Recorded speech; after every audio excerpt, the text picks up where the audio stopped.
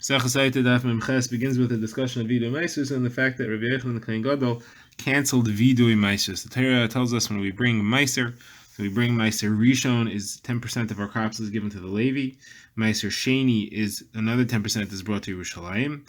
Meiser Ani is every third year. The third and the sixth year of the Shemitah cycle is given to the poor people.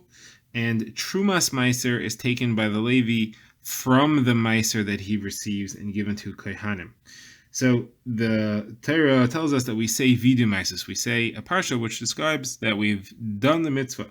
So Rabbi Yochanan Kohen Gadol stopped it. He said people shouldn't say Vidu Meiser anymore. So Mar asks why not. The Mar answers because we don't give it to Levim anymore. Ezra was Mataken, he made a knas, he penalized the Levim and said now we give Meiser Rishon to the Kohanim. So Gemara says, so the Gemara asks, okay, so you can't give Meiser, you can't say that I did what you said and I gave it to the Levi. It says V'nasata in the parsha. We would say V'nasata. We would say Nasativ la Levi. I gave it to the Levi. You can't say I gave it to the Levi because we didn't.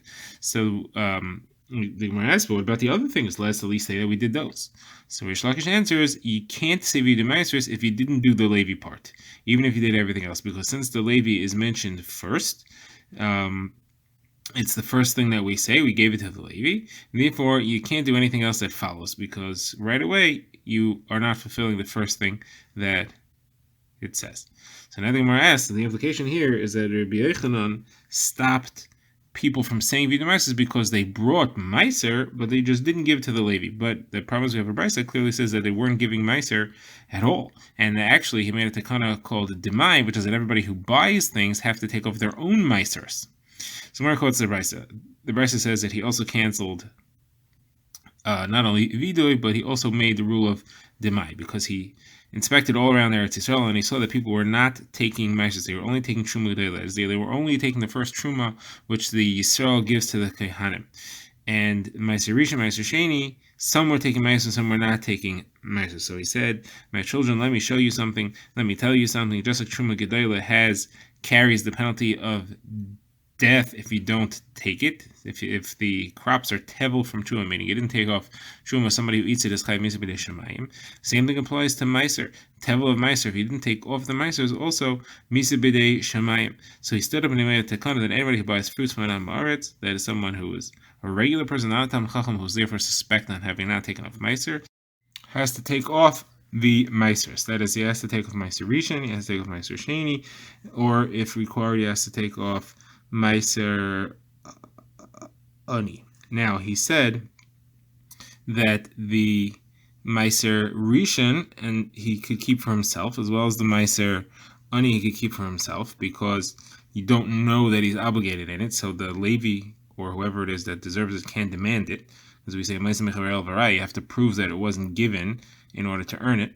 So he doesn't have to give it away. It's also mutter for a Zar. Yisrael's allowed to eat Meiser. The Meiser Sheni you should take to Yerushalayim. There's no reason not to. The Meiser Rishon, though, he does have to take off Trumas Meiser from that. And that he should take off. And that is also for him to eat. So he has to take that. He has to give that to the Kohanim. So either way, we have the kasha here that our mission has implied that they were taking, a Kaiser was taking Meiser. They just weren't doing it properly and giving it to the Levi. But here he's saying that they're not. So the Gemara answers, no, there were two different takanas that he made. The Chaverim, that is somebody Chachamim, were taking Meiser, and on them he said, don't say Vidui Meiser because you're not giving it to the Levi. On the Amaratzim, when they were not taking Meiser, he said the takana of Demai. Gemara now refers back to the Mishnah, the next takana that was made by Yochanan Kohen Gadol. So it says that he stopped the Ma'irin. Ma'irin means the wakers. So what is that? So Rechav explains that there were Levim used to stand on a platform and they would say every day, Ur la masijin Hashem, awake, why should you sleep, Hashem, which is a pasuk in Tehillim. So he stopped them and he said, HaKadosh Baruch Hu is not sleeping. The meaning of this is not that they were sleeping. It sounds like you're trying to wake him up, but they're not asleep, but he's not asleep. So what then is the meaning? It means when Klal Yisrael is in pain and the Oivdei Kechavim are in peace, that seems to imply that Kadosh Baruch Hu is asleep because he's not looking after his children, and that's the meaning of Lo Masishan Hashem. But the way you're doing it implies real sleep, and that, of course, is forbidden. Next, the Mishnah had said that he canceled the nikfim, which are those who hit the strikers. So what are those? So there's two pshatim here. Rav Yehuda and Shmuel says that when they wanted to shecht an egel as a carbon, they would strike it between the eyes, between the horns, in order that blood should fall into its eyes. That would blind it, and that way it wouldn't struggle as much. It wouldn't see what's happening. And he stopped it because it looks like a mum that they wouldn't be able to see. You're making a mum in karbonis. There's a Mishnah, there's a brisa that says that the pshat is that they would strike the karbonis with a stick, just like they do in front of Evdei Chechavim. And he said to them that you're making nevelis, and you're putting nevelis on the mizbech. So where asks, what do you mean nevelis? They shechted it. How do you call it nevelis? Where it says no, they were making treifas. Treifas is where there's where even though the animal is shechted properly, so nevelis is where there's no shechita. So it can't be referring to that. The treifa is where the animal was properly slaughtered, but it has an injury, because when they hit it with the stick, they could possibly be piercing the membrane around the brain, and therefore, in order to prevent that, he made rings set on the ground that they could lock the calf into in order to shecht it, and it wouldn't struggle. Now, next in the Mishnah says was that all his days the hammering happened in Yerushalayim. The Gemara explains that means on Chol Hamoed. The people used to work until his days. The people used to work. The blacksmiths used to work on Chol Hamoed. He stopped it because the sound could be heard and people wouldn't realize that it was the Tzarech Yantef. And the next thing it says that no one asked about Demai, meaning no one had to ask, is this Meiser or not? Like we said before, because he made the takana that everything has to be re-Meiser. Gemara, we now begin the next Mishnah, and this Mishnah describes things which stopped on the Beis Hamikdash, was destroyed, and other tragedies that happened. So it begins by saying once the Sanhedrin stopped, then songs were no longer sung at parties, like a pasuk says, Bashir, Loi Yishtu, Yayin, Yemashech L'Shaisav. There's no more singing of songs, or when we sing songs, there's no more drinking of wine. The Gemara will explain this, and the Gemara will explain the entire Mishnah, how we know, and what is the significance of each of these things. Next, the Mishnah says when the early prophets and the Nevi'im Rishonim, when they stopped, then there was no Urim Tumim anymore. That is the device that was worn by the Kohen Gadol, which he would be able to predict or get questions answered. From the time the Beis Hamikdash was destroyed, there was no longer any shamir worm, the worm which cut stones, and there was no longer any noifes tzufim, dripping honey. The Gemara will explain all of this. Also, at that time, there's no longer any trustworthy people in Yisrael, like it says, Shia Hashem Sevas Hashem Ki Gomar Chassid, because the saintly people have ended. Kifasa Emunah Mibnei Adam, there's no more trustworthiness. Shimon ben Gamliel says that Rav Yeshua testified from the day that the Beis Hamikdash was destroyed, there's no day that does not have curses, and there is no longer any dew that brings bracha, and flavor was taken away from fruits. Rav Yossi says even the fattiness, the oiliness was taken away from fruits. So Shimon ben Elazar says Tahara took the smell, the scent, and Maisrus took the fat of the grain. Chachamim say that znus and witchcraft took everything. They ended everything. We now begin the Gemara, which asks some questions on the Mishnah, and then get into a discussion of music after the Churban, and singing is whether or not you're allowed to have that. So the Gemara says, when we said that when the Sanhedrin was canceled, there's no more singing at the parties, so we brought up pasuk that has nothing to do with Sanhedrin. So what does one thing have to do with the other? So the Gemara quotes, the Gemara says, Rav Huna, Rav Yeshua answers, there's a different pasuk in Echad, says, the Kanim mi sha'ar shavasu bachur miniginasam. Once the elders were removed, then the song stopped from the young people. So that means when the Sanhedrin stopped, the music stopped. Says Rav, a ear which hears music today after the Churban should be removed. Rava said that any house that has song in it is going to be destroyed in the end, because it says in Tzefania, Koil Yeshayir B'chaloin, there's singing in the window. Chayrev Basaf is going to be destruction in Basaf, which means in the threshold, but the drush here is that it's Basif, that it's going to be in the end. Now, the next words are Ki Arza Eira. So the Gemara says, what does Ki Arza Eira mean? So Rav Yitzchak says, Ki Arza Eira seems to say that if you have cedar trees, it's like the city. The Gemara says, what does that mean?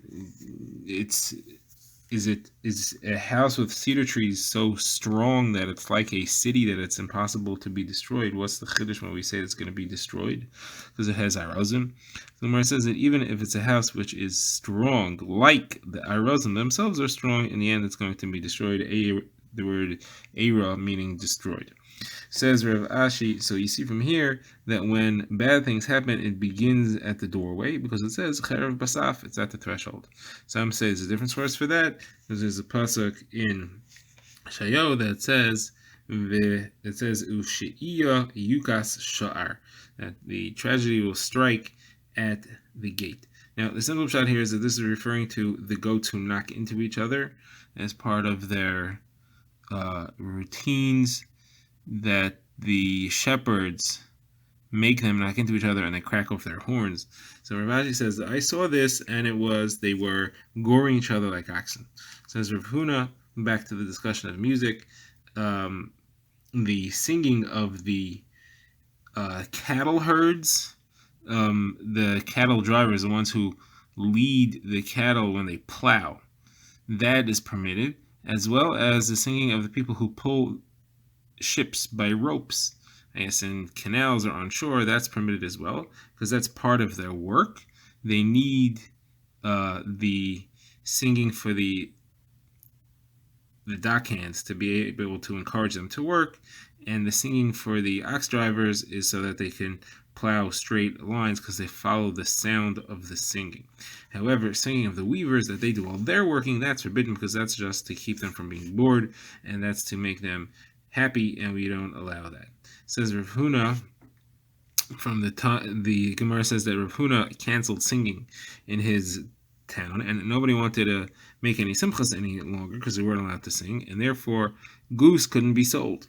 And the price of goose dropped down to 1 zuz for 100, and still nobody wanted to buy it.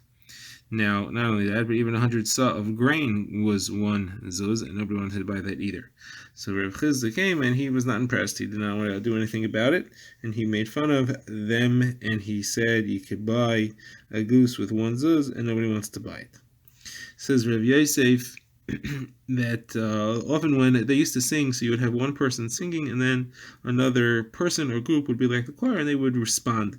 That wasn't really singing, there was some song there, but it was a much more minor role. So generally the one who's singing is not really paying attention to the responders, but the responders have to pay careful attention to the singers.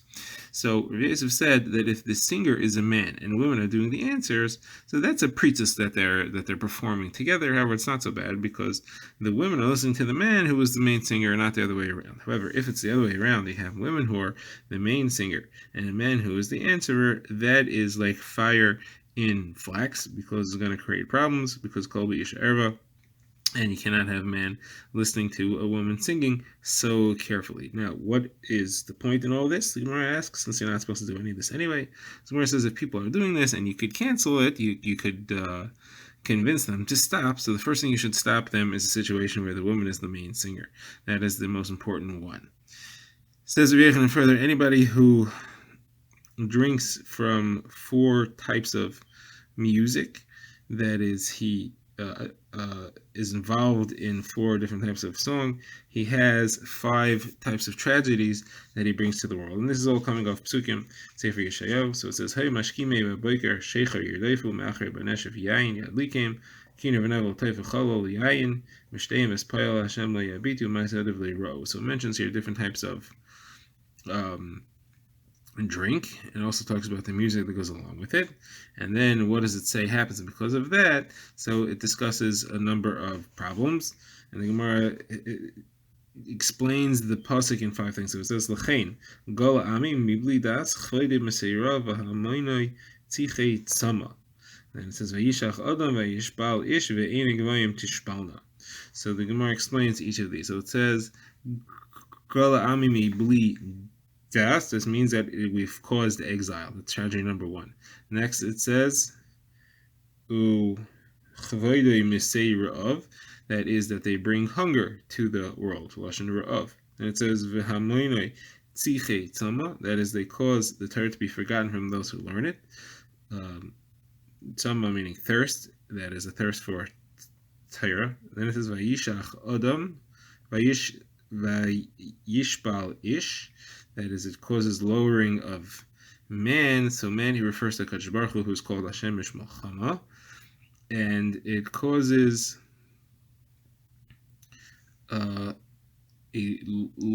lowering of those who hate HaKadosh Baruch Hu, euphemistically referring to Klal Yisrael who love HaKadosh Baruch Hu. Now, then the last thing that it says is Ve'eni Gevayim Tishpalna, on the eyes of those who are high are lowered. It causes Klal Yisrael to be lowered down. Now, what is the next thing that it says afterwards? So it says Lachein Hirchiva She'ol Nafsha Upara Piha Livli Chayk Vayered Hadar V'Hamayna Sha'ina V'Olazba, meaning to say that then they go down to Gehenna, which opens up to accept them because of all these things that they did. Gemara now refers back to the Mishnah where we had said that from the end of the period of the Nevi'im Rishonim, the first Nevi'im, there was no longer any Urim V'Tumim. So we want to know who are these Nevi'im Rishonim and when is the period that the Urim V'Tumim stops. So Rav Huna says the Nevi'im Rishonim refer to David, Shmuel, and Shlomo. After the death of Shlomo Melech, there was no Urim V'Tumim anymore. Now, Rav Nachman says in the time of David himself, there's sometimes that the Urim V'Tumim would give them an answer, and sometimes it would not. The pasuk that says that, it says that Sotah Daf went and asked, and he was answered. Evyasar went and asked, who was another Kohen, and he was not answered, like it says, Vayal Evyasar. And Evyasar left the city, that's because he wasn't answered, so he retired from being part of Kahuna. Now, Rabbi Shmuel asked that there is a pasuk which seems to imply that the Urim V'Tumim was around for much longer than that. It says, Vayhi L'Rosh Elikim Kol Yemei Zechariah. That it was around that in the times of Zechariah Navi, they were asking things of HaKadosh Baruch Hu. That would seem to imply that in the days of Zechariah, it was much later, there was still an Urim V'Tumim. Some reasons, no, they weren't asking the Urim V'Tumim, they were asking the Nevi'im.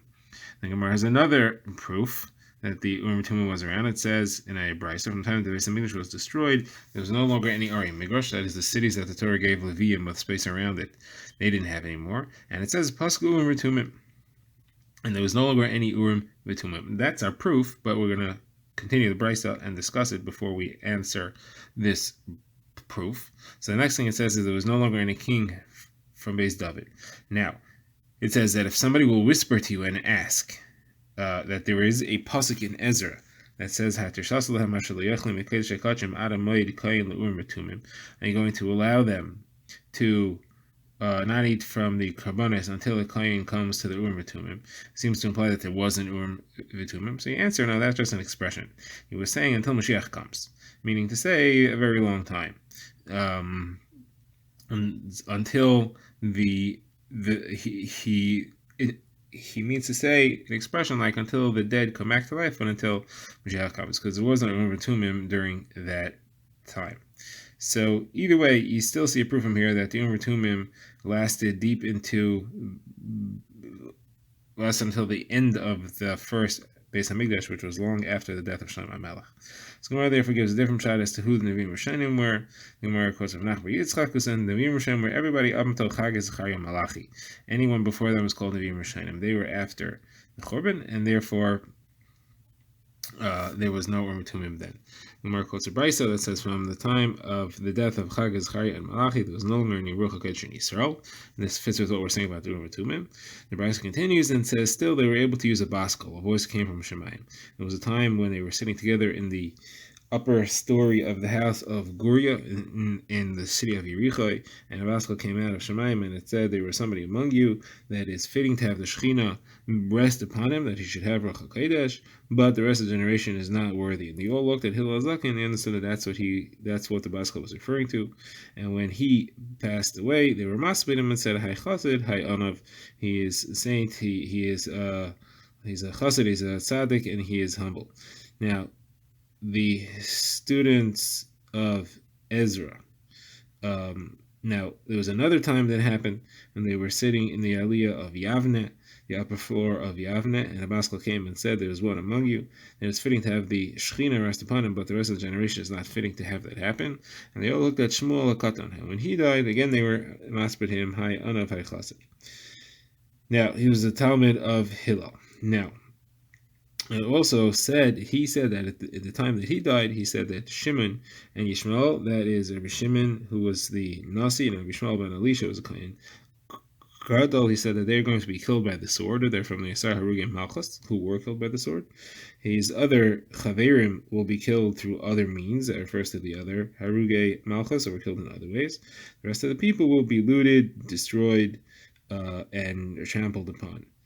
Now, Rabbi Huda ben Bava, when he died, they also wanted to say Hi Chassid, Hi Anav, but they didn't get a chance because he was from the Asar Hurugim Malchus, and we don't see his spadim on the Asar Hurugim Malchus. Because they were killed by the kingdom, we're afraid to incur the wrath of the local government. Now, for back to the Mishnah, where we mentioned the Shamir worm, which was lost when the Beis Hamikdash was destroyed. The Gemara quotes a brisa and gets into a discussion of the Shamir.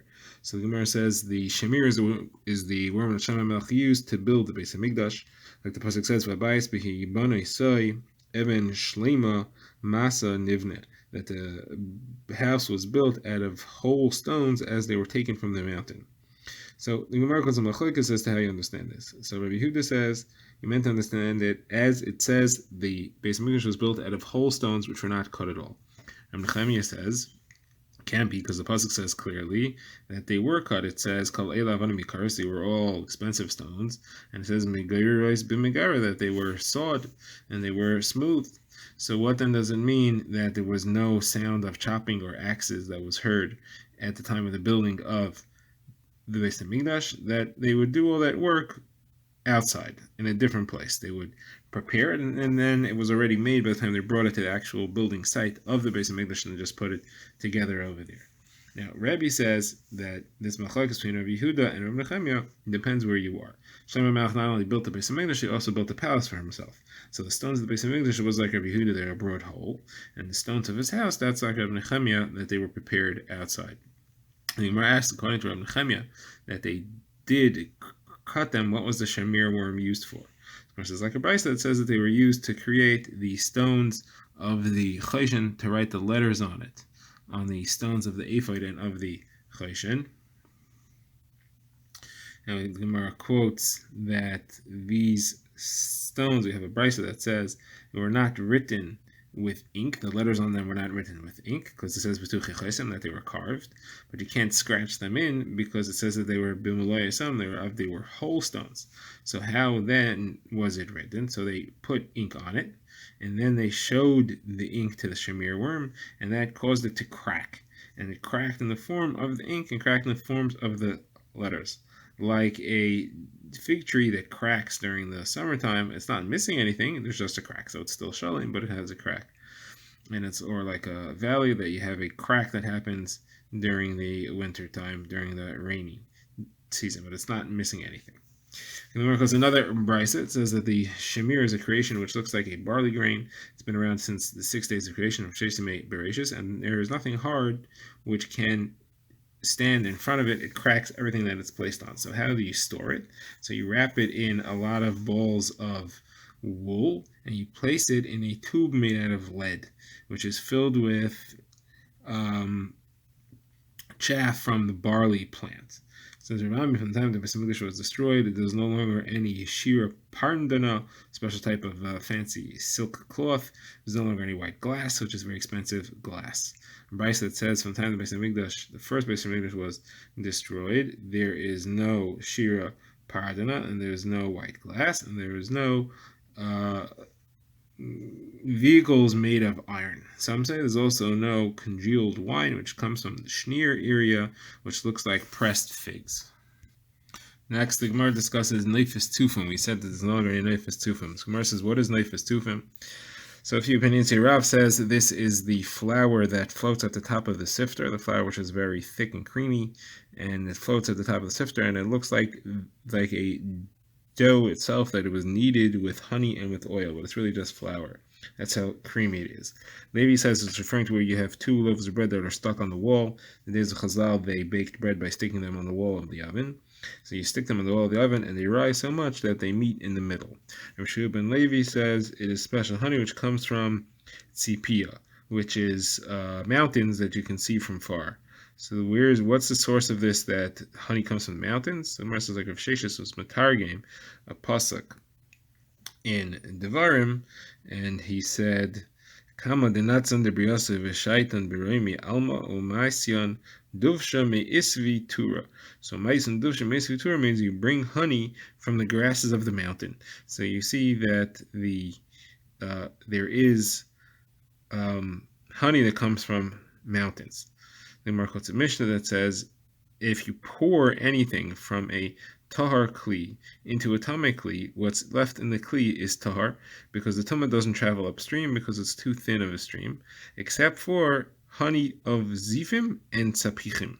So they have a very thick stream, very viscous, and therefore the tumah does travel upstream. So what are these things? So what's zifim? So Rabbi Yochanan says it's honey which people use. They forage with it. That means they mix things in. It's so thick that they can mix other additives into it and sell it as honey. And Shalakar says it's because of the place that it comes from. It's from a place called Zif. And he quotes a pasuk that says, Zif v'telem uve'oles, places in Yeshua, mentioned in Yeshua. Similar thing you find by people that are called Zifim. We have a pasuk in Tehillim that says, Bevoy ha-Zifim. And that the Zifim came and they said to Shaul that David is hiding among them. So what are the Zifim? So Yechon says those are people who forge their words. That means they lie. And Rav Elazar says the people who come from the place of Zif, like it says, Zif v'telem uva alos.